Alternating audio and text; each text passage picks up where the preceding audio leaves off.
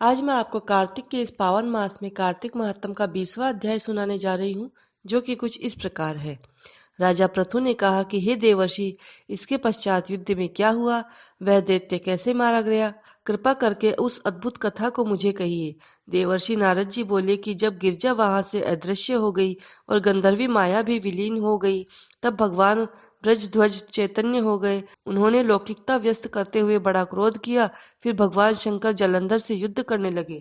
जलंधर शंकर के बाणों को काटने लगा, परंतु जब काट न सका तो उसने माया की पार्वती बनाकर अपने रथ पर बांध ली, जो शुंभ निशुंभ द्वारा विद्यमान थी और विलाप कर रही थी। तब अपनी प्रिय पार्वती को इस प्रकार कष्ट में पड़ा देखकर लौकिक लीला दिखाते हुए भगवान प्रकृत जनों की तरह व्याकुल हो गए और उन्होंने अग्निपुंज की तरह भयानक रौद्र रूप धारण कर लिया। अब उनके रौद्र रूप को देखकर कोई भी दैत्य उनके सामने खड़ा होने में समर्थ न हो सका और सब भागने छिपने लगे। शुंभ निशुंभ भी युद्ध में स्थित होने को समर्थ न हो सके। जलंधर की सारी माया क्षण में नष्ट हो गई। संग्राम में चारों ओर हाहाकार मचने लगा। शिवजी ने उन भागते हुए शुंभ निशुंभ को शाप देकर बड़ी धिक्कार दी और उनसे कहा कि तुम दोनों बड़े ही दुष्ट हो।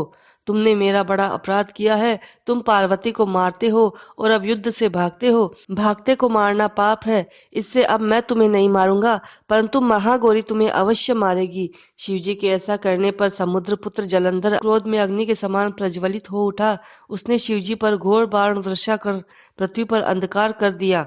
तब उस दैत्य की ऐसी चेष्टा देखकर भगवान शंकर बड़े ही क्रोधित हुए और उन्होंने अपने चरण गुप्त से बनाए हुए सुदर्शन चक्र को चलाकर उसका सिर काट दिया।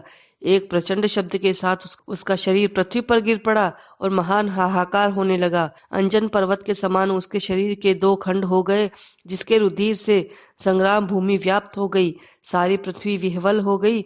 शिव आज्ञा से उसका रक्त और मांस महागौरव में जाकर रक्त का कुंड हो गया और उसके शरीर का तेज निकलकर शंकर जी के शरीर में वैसे ही प्रवेश कर गया जैसे कि वृंदा का तेज गौरी के शरीर में प्रविष्ट हुआ। जलंधर को मरा हुआ देखकर देवता, गंधर्व और सर्व प्रसन्न हो गए। तो भक्तों, यह था कार्तिक महात्म का 20वां अध्याय। अगले वीडियो में हम आपको सुनाएंगे कार्तिक महात्म का 21वां अध्याय।